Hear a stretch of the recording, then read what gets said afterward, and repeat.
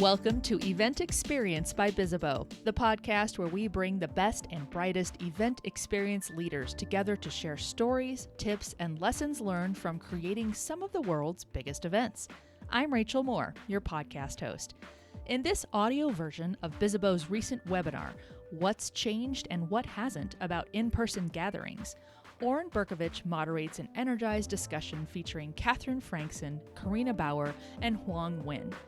Oren is the head of Experience Lab at Bizzabo, Kathryn is the Global Director of Marketing at Money 2020, Carina is the CEO at IMEX, and Huong is the Head of Client Services at Shiloh Events. This episode showcases insights from more than 4,000 event organizers and attendees from Bizzabo's recent report on the state of in-person B2B conferences. Keep listening to hear what these industry experts have to say about conference trends, organizer challenges, attendee priorities, and why in-person events are the most valuable marketing channel and networking ecosystem today.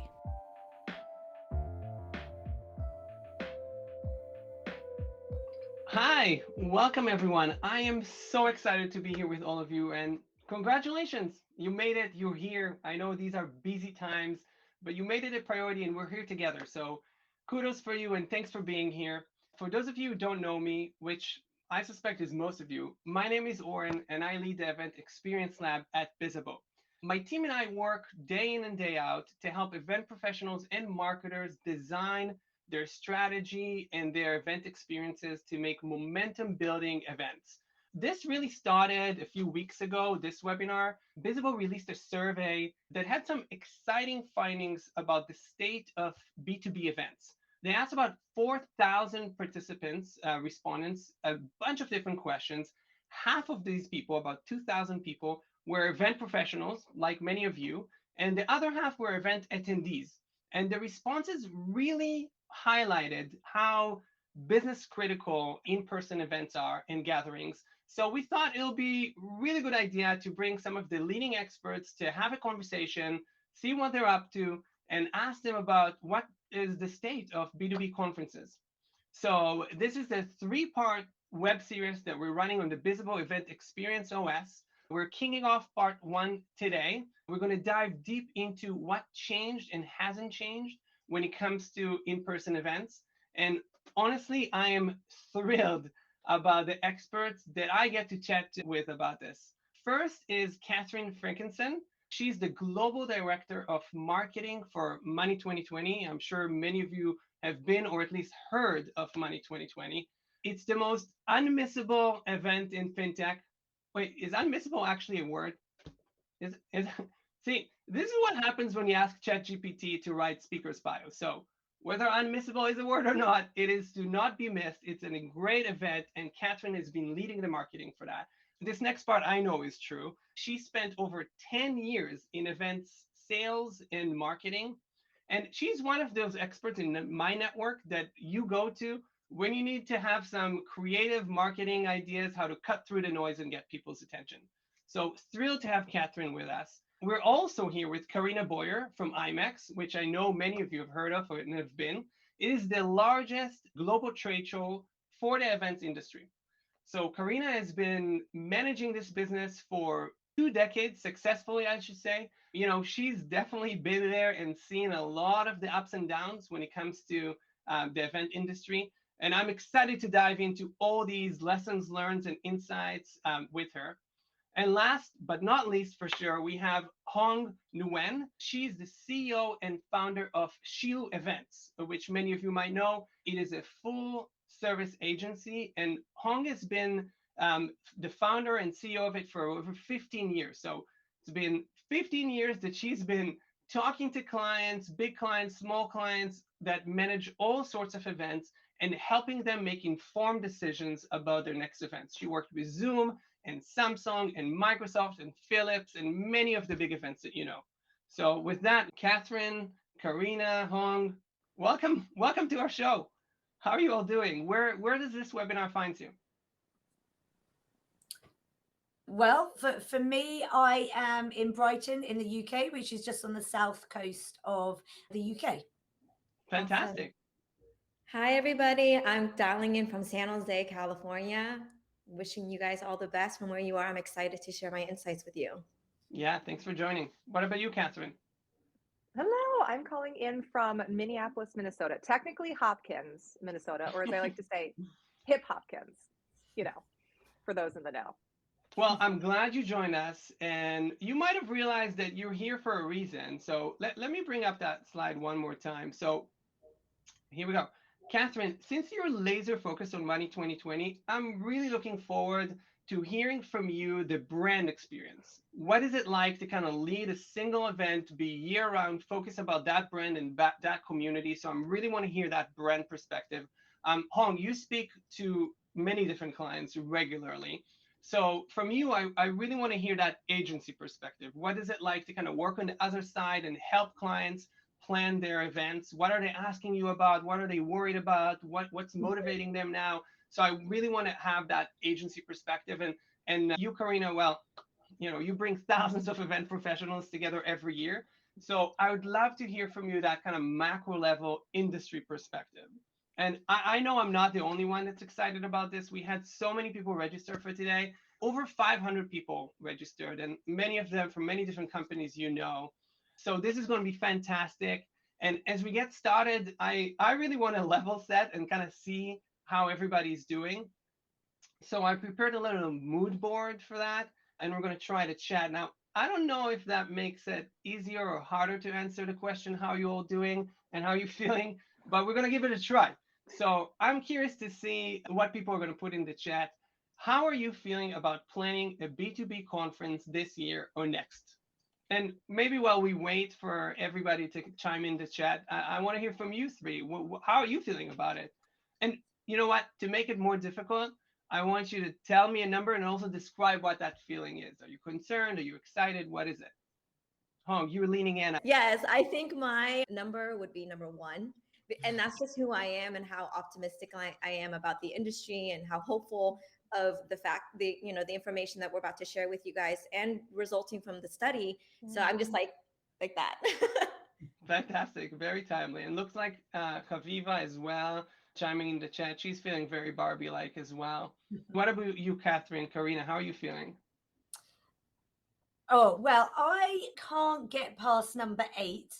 I think when I look at the IMEX shows this year and how the demand for the shows, and we're always just a reflection of the global business events industry, they're really back to pre-pandemic levels. People are confident and excited. And yeah, for me, that's a real kind of excitement. We're there. I'm looking forward to it this year and also looking into next. So that's 8 for me. I'm glad this is how you're feeling as we're about to go on this webinar. It'll be really, really terrifying for me if you'd be like number 3 or something like that. So Yeah. I'm glad you're pumped and excited. Kathryn, what about you?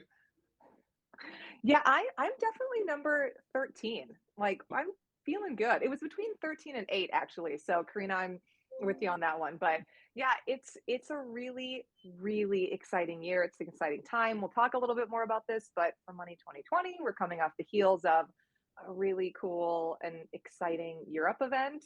Obviously, we're a couple months out from Vegas. So yeah, we're in it. We're designing some pretty amazing stuff. So it's exciting.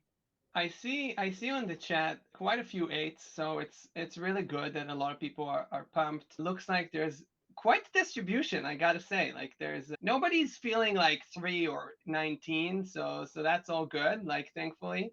What, Hong, you had something there to add? No, I was just thinking from the perspective of my clients, what they would choose. I think right now, some of my clients would probably choose number 3 because of the changes that are happening. And they're like, oh my God, what am I going to do?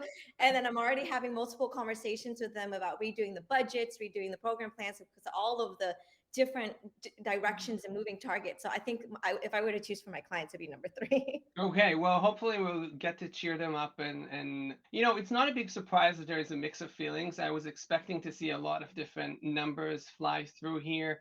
I'm glad the Barbie memes were there's lots of 13s and 1s, so that's all good. And look, the reality is there's lots of different feelings, and we start diving into this. In some ways, at a high level, not a lot has changed when it comes to events, right? People still forget to unmute themselves. I'm just kidding. But, event professionals, I feel like we were always under stress, right? There's always high pressure, there's always uncertainty. I mean, ups and downs. Obviously, 2020 was quite the roller coaster year, but it's kind of been always an evolving industry, and the space of events and bringing people together has changed a lot and is continuing to change. So in some ways, that's sort of the standard. But when you look at the Bizzabo survey, we've seen, the vast majority of people really kind of talking about how 80% and more are doing in-person events, are thinking in-person events are their kind of main marketing channel for community building. So in some ways, like, it's business as usual. We're kind of, always been through this rate of change in some ways. But when you look closer, things have been changing. We did hear a lot of feedback from people that the state of B2B event is different now, right? Like, sure, people are kind of over attending fully virtual summits and full day on Zooms and whatnot, but people are very picky about which in-person events they want to attend. They're not worried about flying as much maybe as in the past, but they're definitely more picky. We know registrations and sponsorships are coming in later in the cycle now when it comes to event planning. And so when you look closer, a lot has been changing and is different nowadays. So this is the plan for today. I want to have an open and honest conversation about these changes. There's a lot of event professionals, a lot of marketers here, and I want to help manage through this uncertainty. I want us to kind of leverage this collective insights and your expertise so we can come out with tactical next steps on, ideas and examples that people can walk away and implement in their planning cycle. And you'll notice I highlighted the word conversation. And this is for all of you on the other side of this that are not speaker. This is where you come in. I've spent a lot of time with Carina, Kathryn, and Huong, and we're going to continue chit-chatting for many, many times. But today we're here for you. We could have pre-recorded this and just sent you a link, but we wanted to do this live because we want your input. We want you to help us kind of guide where you want to go. What are you curious about? The speakers know that I'm willing to kind of throw all the slides and questions out and really follow everybody's lead on what is the topic you all want to talk about. So with that, let me get these slides out of here and we can kick it off at a high level first before we dive into specific examples. I want us to kind of start with you, Kathryn. Your big event is coming up. It's about 2.5 months away, I think. It's coming up quick, I'm sure. What are you experiencing? How is planning for Money 2020 this year compared to maybe previous years? What's different? What's the same? Give us the high level scoop. Yeah, well, it's interesting because if you look at 2022 and the earnings for Money 2020 that came out, and we had double-digit growth for Europe, we had 60% growth for the US event. We've since expanded into Bangkok. We're doing a world tour, and in past cycles, you might go, "You're great, set, you're all good," and yet, even given that, we are really in a state of innovation for 2023 events. So Europe traded in June, which is kind of nice, just because we've got some signals from that and we were able to get some learnings from it. But what we're seeing overall is some of the same things in your report, which is that even for a strong brand, even if you've really got a smart foothold in your market, you have got to reinvent. You have got to be really, really sharp and clear with networking. So even again, if we use US and Europe as an example, last year there was a lot of new content formats, new stages, new production. And then this year it was networking. You could network in paddle boats down at the beach and throw on your Money 2020 shades and go out and have a conversation that way, and not just in a ballroom. And so formats are still changing, product is still changing, sales cycles are different this year than they were in the pent-up demand of 2022. And in marketing specifically, what I would say high level that teams are really having to focus on and anchor into is, how do you communicate about and capture new business? How are you growing that in a smart and sophisticated way? Because the landscape has changed so much. So those are high level what we're seeing and what we're really focused on. Yeah, so I'm hearing like a lot of focus on experiential, right? Like making this a little bit different, but also how do you communicate this effectively and maybe differently to participants to get their attention? That's fascinating. Thanks for that. What about you, Hong? Like, you talk to clients all the time. Are they motivated? Are they worried? I mean, you said a lot of them are like, in tears now. Like, is this normal? Like, what's going on? The luxury that we have on the agency side is that we get to experience and view so many different sectors and industries, right? And we work with a lot of tech companies. So right now, our clients are definitely feeling that uncertainty of, if we do an event, who's going to show up? How many people are we going to get? Like, the investment that we put into it, what's the return on investment of that? And the revenue, the concern about sponsorship revenue, ticketing revenue, and the added, component of like the economic downturn. And so what we're experiencing is like a reduction in budget, and how to shift, from having to, I used to have $2 million, but this year I only have 1.5, and I have to do the same amount of work and experience and having higher return, but with less, right? So for an example, we had a client who was given a $3 million budget, and she asked us to plan out, what would it be like for a large user conference for 800 to 1,000 people. And so we gave her several analysis of what the spend would be for that. And then we gave her alternatives of what she could do for the same amount, but smaller events in regional locations. And that way you can have a higher return on investment by targeting more specific audience. And so you get to have that intimate connection, networking opportunities, and be able to touch more on a deeper level. And so we were able to, show her the result that, yeah, smaller executive programs, smaller regional programs might have a higher yield on return versus doing larger programs. And that's a way that you can manage the same, the reduction in budget. I'm hearing basically that, people are worried about registrations and selling tickets, which I feel like that's always a concern, right? Like, you never know really how many people are showing up until the event is happening. And sometimes even after the event, there's a lot of that. But what I'm hearing you say that it has been changing is there's now more pressure to do more with less. In fact, we had a whole series about this a couple of months ago, because budgets are shrinking.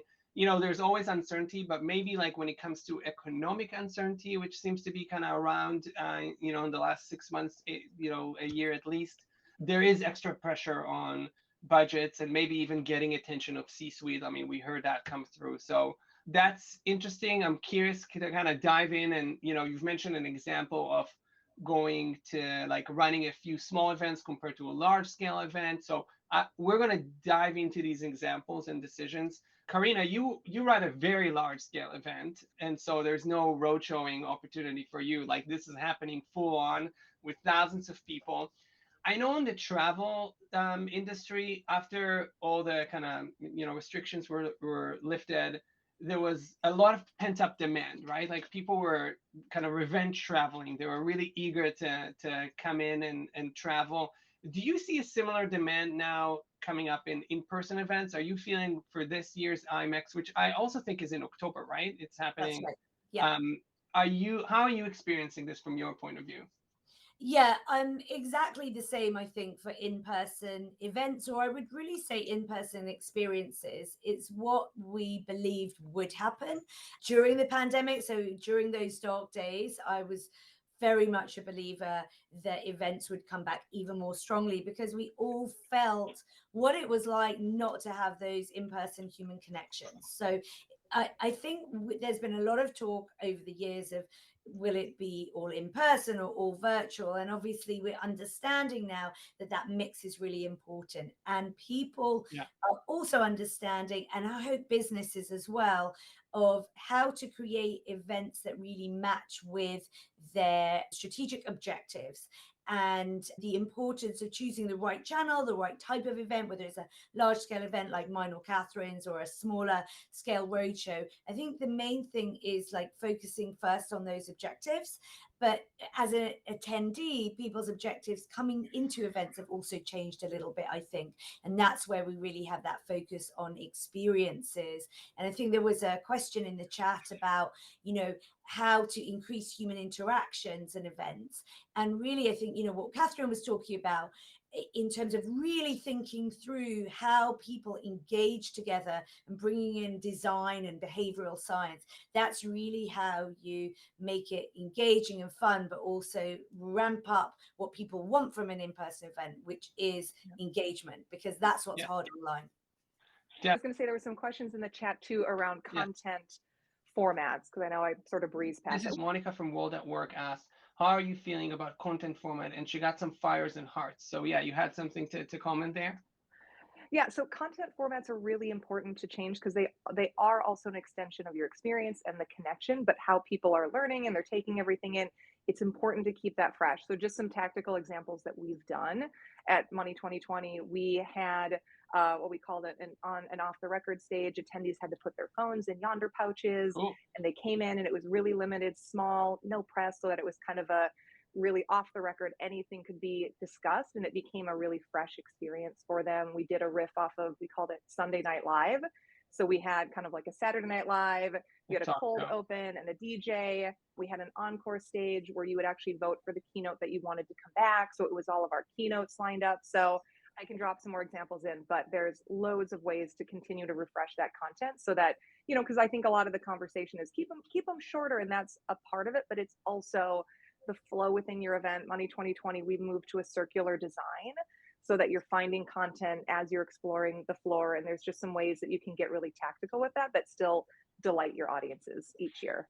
Yeah, and you know, I can add to that as well in terms of formats. I feel like pre-pandemic, it was very common to have like a 45-minute keynote followed by a 15-minute Q&A. And then when we were doing this virtually, we realized, oh, I guess people can't really follow 45 minutes. And so let's change it up and do like a 20 minutes, or let's bring in the Q&A throughout.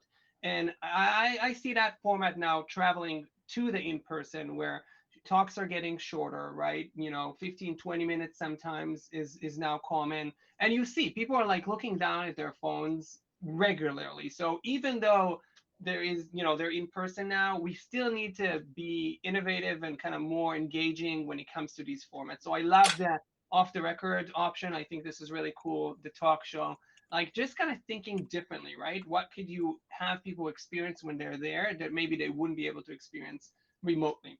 So thanks for taking that one on. Any other comments kind of at a high level, or any kind of question that we see in chat we want to jump in on? Okay. No, I want to say something about the value of doing smaller regional executive events, but also including some kind of live stream.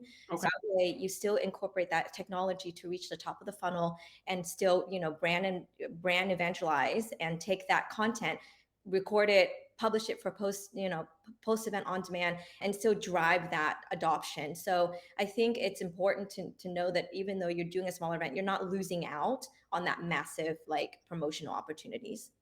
Yeah, and I think that post event is really key, right? Like for me, one of the things that it's always, I don't say sad, but like a missed opportunity is that we are so focused on execution that we're a lot of times kind of missing the opportunity to think about what happens after the event. But when you think about it, the event is not the thing. It's what happens after the event, really. It's how we change behavior, it's how we build brand awareness, it's how we create, you know, other opportunities and generate leads and top of funnels activity. Like it's so important to think what happens after the event, even more so nowadays. So I love this kind of high level conversation. I love that we already got a couple of things from the chat in here. I promised everybody that we're going to be really, really specific. And so I want to bring in some really good and specific examples. You've mentioned a few. Let's dive into some of them now.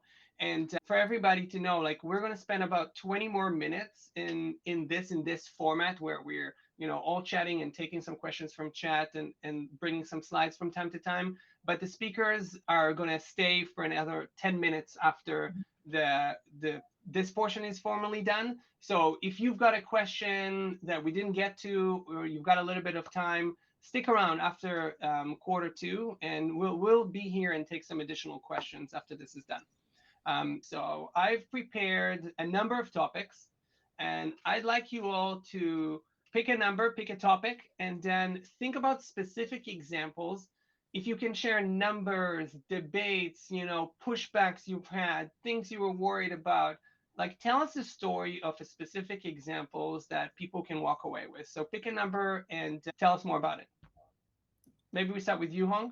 Yeah, cool. I mean, I have two. I have budget and I have networking, but let me start with networking. So, you know, honestly, to be quite frank, I'm tired of sitting in a room and listening to people talk for 30 minutes at me.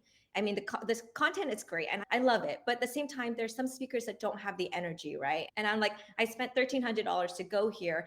What am I really learning? What's my takeaway? So we just got back from SEMA, which is an Event Marketing Association conference. And it's amazing, where one of the popular formats that we experienced, and it was overflowed with seats, Okay. was a guided discussion where a facilitator was focused on a topic or a workshop or a problem that we all need to solve. And they broke us up into smaller groups where the facilitator guided us to different questions, and we got to talk about it with each other, having intimate conversations and learn and share.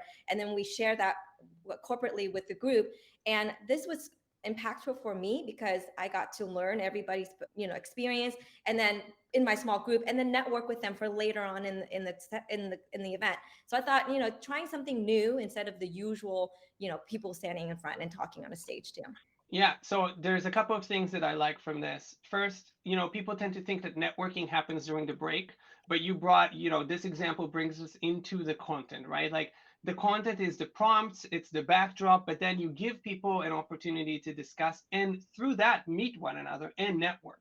I like to say that, when it comes to engagement, you want to turn attendees to participants, right? Attendees are passively listening. They're being talked at, right? Participants are leaning in and they're excited and they're active. And if they're active, they're engaged. And if they're engaged, they're going to remember this and it's going to be a good experience. So bringing a workshop type of thing and roundtable conversations with a small group is a great example of that. So thanks for sharing that specific example. Other topics and specific examples? Shocker. Let's talk marketing. Shocker. Let's talk some marketing tips. This is going to be quick, but I do want to make sure that everyone can leave today and go, okay, I've got some stuff that I can do or I can try. So the first thing is digital, find the 37%. So for anyone working in event marketing or running events, and if you're responsible for getting attendees and scaling and growing, it's a lot of pressure. It's a lot of pressure, right? Even for a strong brand, everyone is working really hard. As Carina said, as Huong said, audiences are really choosy. So just one quick tip, one thing to remember is that at any given point, only 3% of your audience sector of your industry is looking for your product, right? Branded search, that's all our little bottom of the funnel stuff. So they're looking for you, that's great, but that's pretty small. The opportunity for you to grow and for you to build a bigger event base and to get new people to your event is that this is buyer's pyramid stuff. There's 37% of your industry who has the propensity to buy what you're selling. They just need to be convinced. And so to convince them, they don't need to know the number of people coming to your event. What they need to know is what you're solving for them. Do they need to get continuing education? Are they going to roll out a CMS? Do the startups need to meet VCs? Right? So that's what you have to lead with your message. And that's just critically important. It's about them, not about you. So that's when you're thinking of your digital channels. So really audit what you're doing messaging wise there. So it's about them, but it's also about the why, right? Not the what. You're going to see this many people, this speaker. Yeah. No. It's about why you should be there, I think is the message that they need to hear, right? It is, and you have to, that's where you have to start, and breaking out of that is so hard. Yeah. And don't worry, on your landing page, you can talk about you and the value in this, because even as something is product centered where you're like, well, they have to know these things, these bells and whistles, that's the value, but they're not in that headspace yet. You have to meet them right where they are. And that's the unlock where you go, great, I can sell new people into my event or attract new people into it. So really quick on the social referral side, if you're doing social referrals, right, someone registers and they get the graphic, I'm excited to come. Think smaller. How micro can you make that? Specific paths for if you've got, an advisory board, we do a Rise Up and Amplify program. If you have first time, think really small, because the more specific you get, instead of just broad brushstrokes, the more pickup you're going to get, the more people are going to share, and everyone really is a micro influencer now. Emotion, we just all have to challenge ourselves to, if we really look at our most important messaging, is it going to make someone feel something? Is it going to make them leave their office, leave their family, spend the money, come? And we have to challenge ourselves with that. Copy, one of the examples I shared was we do, here's our attendee list, just companies only, and and we put it all in an email, and that could be pretty long and boring. But we've got in there, right, it's just really funny copy. And look at you, you scrolling maniac. And is this the longest email you've ever seen? And is your finger sore yet? What are you at? Scroll 47. And it's just tiny, but it's meaningful. And so you can win on copy in small ways. Yeah. I filled out a form the other day. The landing page was like, and you're done. And those 10 extra A's, I was like, that's funny. And you're saying put A to shame because this has to be human at this point.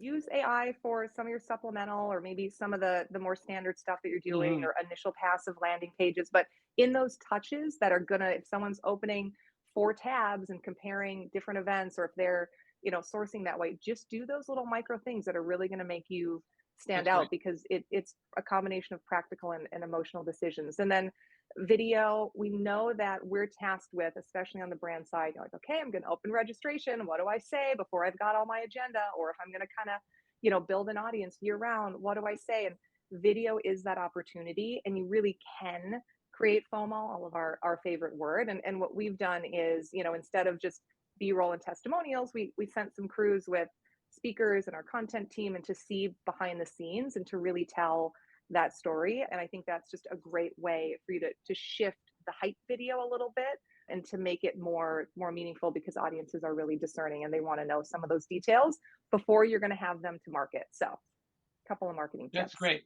Thank you. These are really awesome tips. I want to touch on budget, because I think that's really important for planners who are experiencing that reduction in budget. And one of the things that I want to touch on is that currently we're seeing a trend that event tech is being incorporated in a lot of their programs.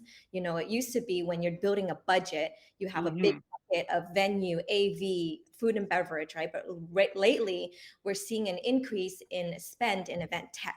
So it used to be mobile app, but now it's virtual streaming services, right? Now, right? Like live streaming, AI, even networking. Yeah. And so the tips that I want to share with the attendees today is, when you are incorporating event tech and you're sourcing it, I mean, there's 800 event tech companies out there to source from. How do you go from 800 to one and pick the one that's right for you? And we have a process to do that. But the one thing that I want to share is the negotiation part. How do you negotiate? So when you guys are negotiating for event tech, there's 3 points that I want you guys to know to negotiate for, which is number 1, quantity of registrants or users. It's important that when you have a goal of 1,000 or even 500, you don't buy all of those licenses, right? And even if you do, you want to ask for reduction, so that way you can get your money back. Let's say 80% show up. You don't want to have to pay for 100 of them. So don't buy more than what you need.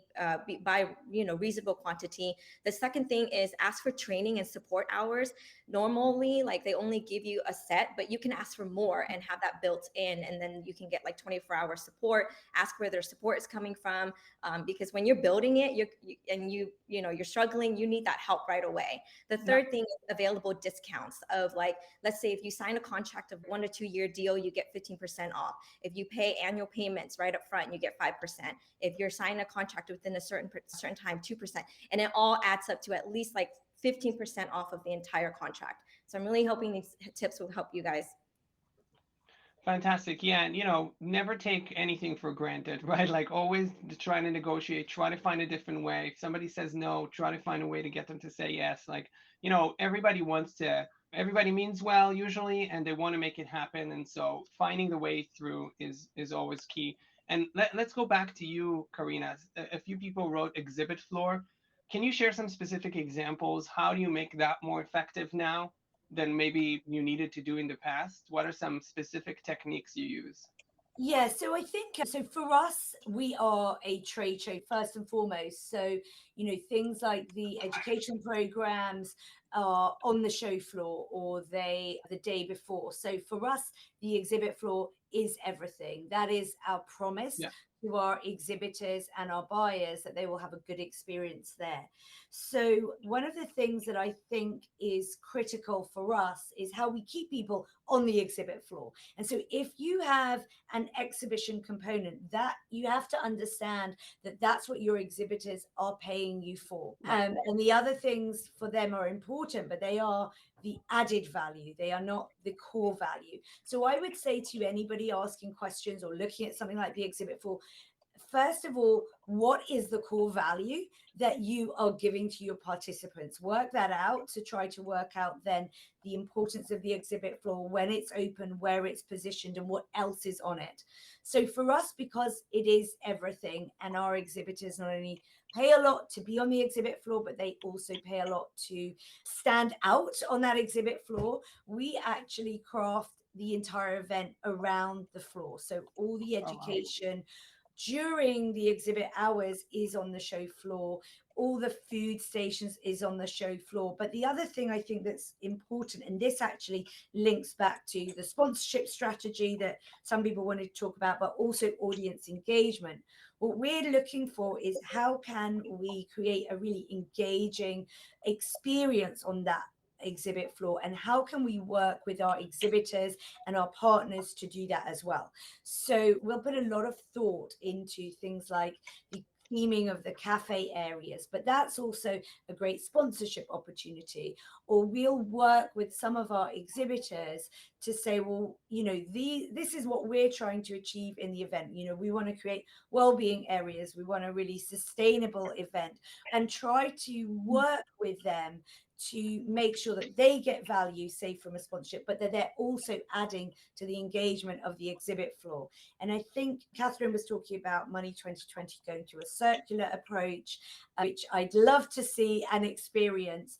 And I think, correct me if I'm wrong, but I'm assuming that's about thinking about through how your audience was engaging with each other. And so I think for us, I don't think that could probably work, but really thinking quite creatively. And I think post-pandemic, what the pandemic did was give us an opportunity to break things and remake things.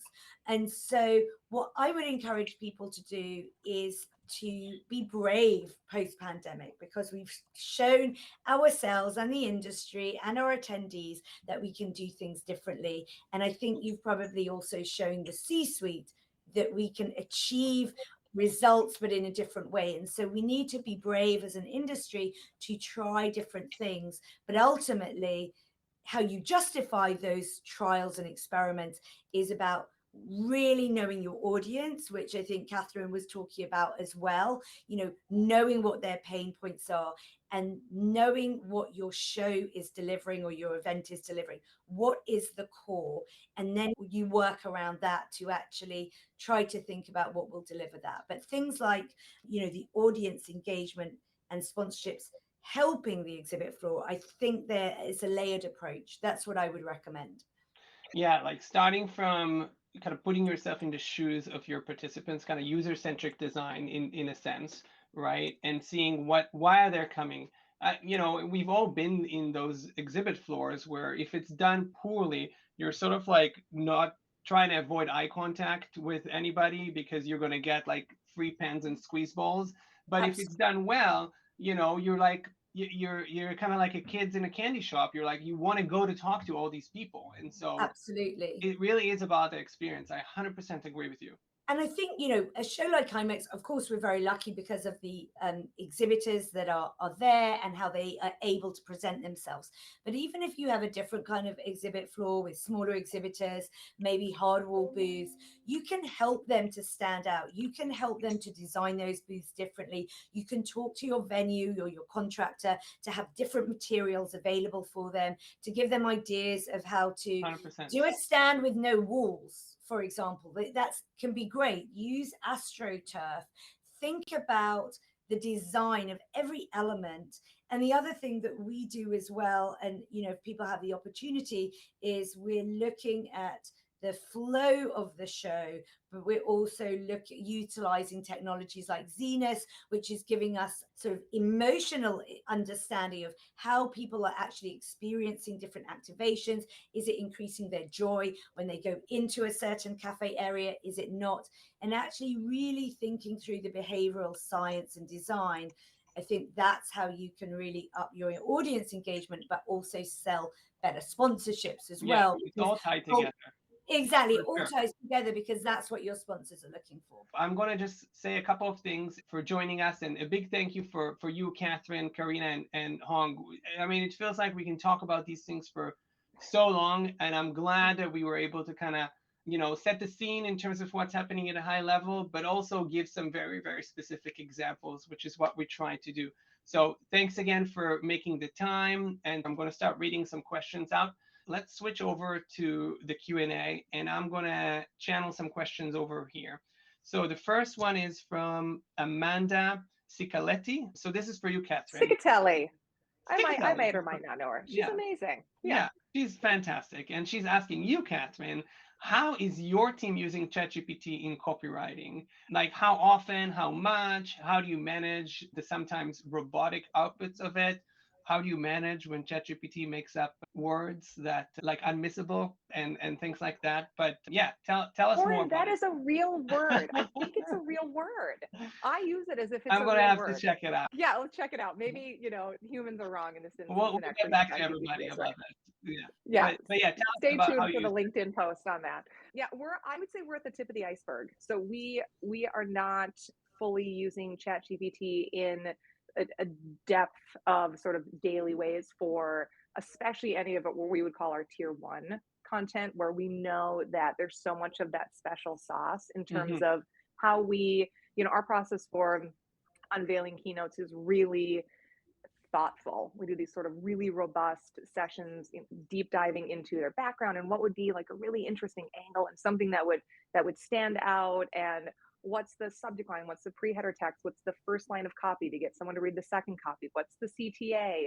So it's very copy for what we've done is so meticulous and just such a part of our DNA that really at this point it's playing around with it, getting prompts better, feeling like we're having a deeper understanding of like tone and feeding that into it and building it as a future state engine, but we're not using it for the copy that you're seeing going in market at this point. Yeah, some people said, and we've had a few folks from Jasper on a webinar not long ago, and they were referring to this as almost like having a junior, marketer on the team, where they can come up with like initial drafts that are not great, they're definitely not ready to go out, but they help you kind of get your thinking going. So I know this is a lot of times how people refer to these generative AIs.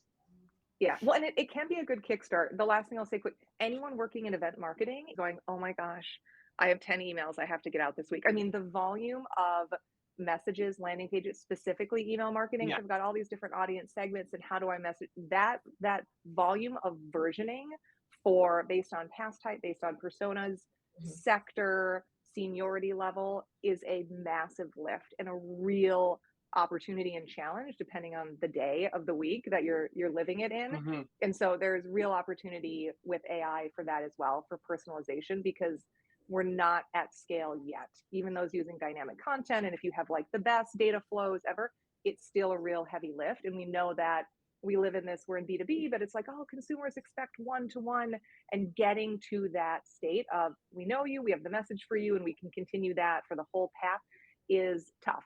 Right? It's Absolutely. What we're all trying to get towards. So that's going to be the big unlock, I think, with AI.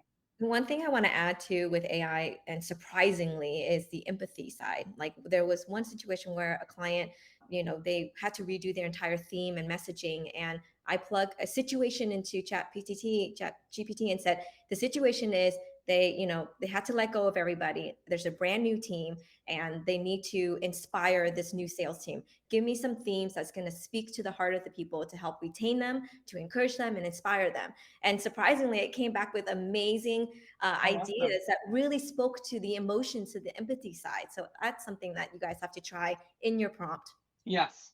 Yeah, and like there's no real cost of trying it. And so it's not like you're risking anything by just giving it a try. So hopefully, this has been now, 6 months, I think, since ChatGPT came out. Like hopefully at this point, everybody got a chance to try it. Let's look at another question here before we all jump off. This is a good one. This is from Lorianne Perez from Marathon Health. And she's asking, how do you convince the content owners, and I would tweak it a little bit to say decision makers in general, to implement some of these creative ideas, right? Like I know there's always let's just do what we've done last year or the year before. Like it feels safe, it feels familiar, we know how much it's going to cost. Like why going on these adventures now when there is so much uncertainty? So how do you get C-suite executives to implement it.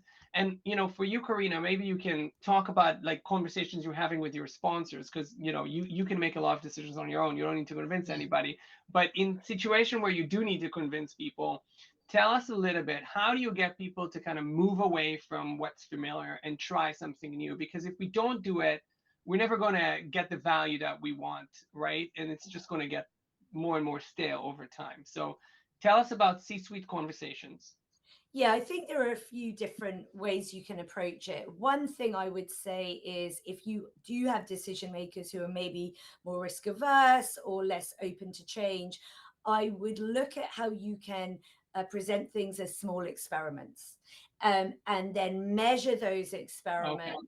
And then go back in. So don't think of it about, I've got to change everything this year and it's going to cost $1 million.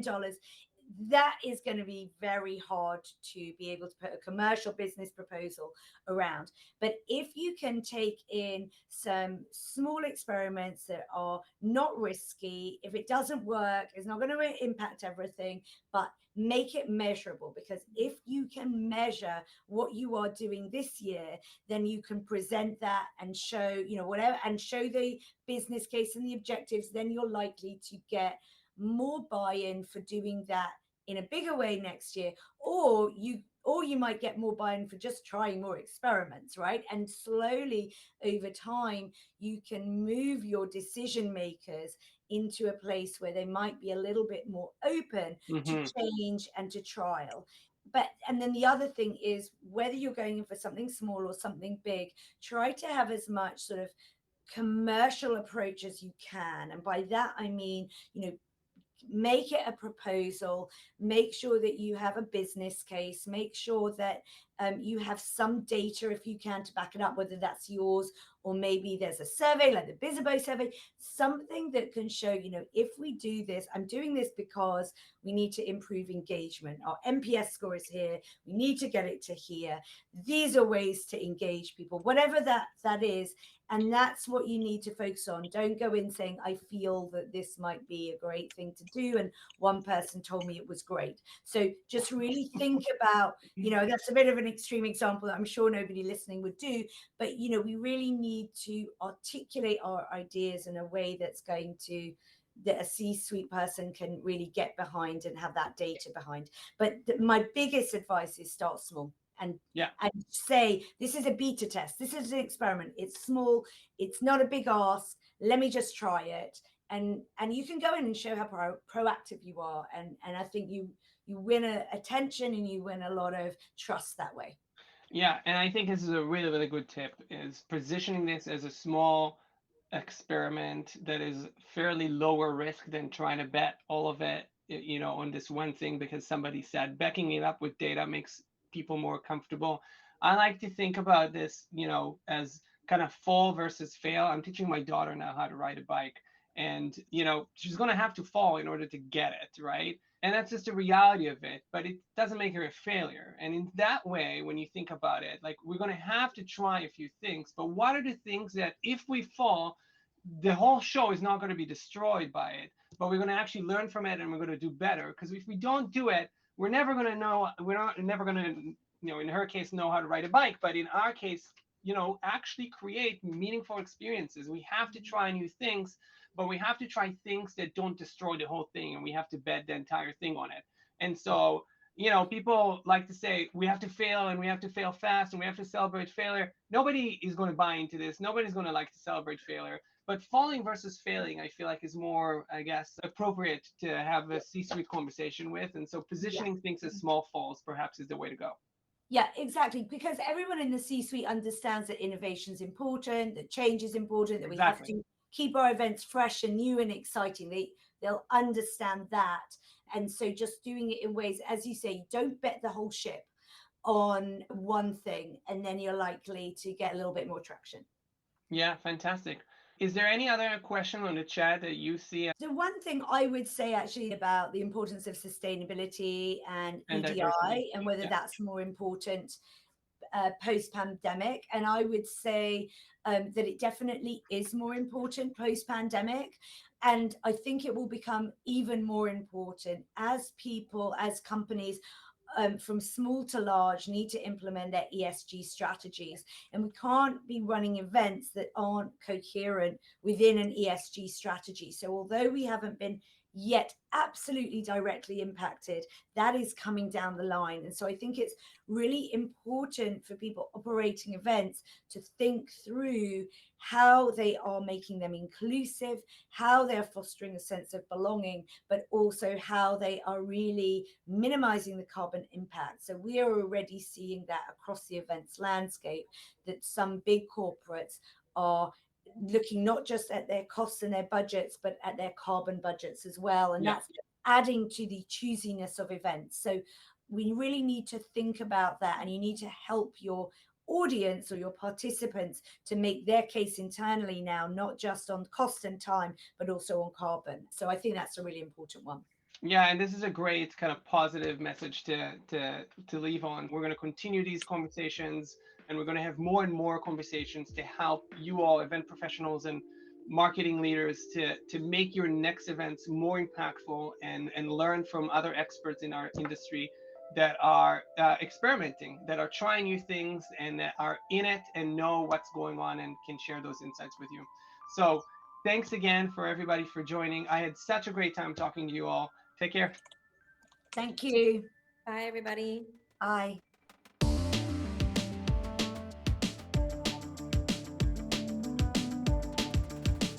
Thanks again to Kathryn Frankson, Carina Bauer, and Huong Nguyen, and to Oren Berkovich for moderating the discussion. This has been a special episode of Event Experience, and thank you for listening. If you're enjoying this show, we'd love to hear it. Connect with us on social and subscribe, rate, and review us wherever you're listening. Also, don't forget to share the show with your colleagues and friends. You can find transcripts of each episode and key takeaways on bizzabo.com/podcasts. You can also watch the webinar on demand and download the report at bizzabo.com or from the links in the show notes. On behalf of the team, thank you. We'll gather again soon for a new episode of Event Experience.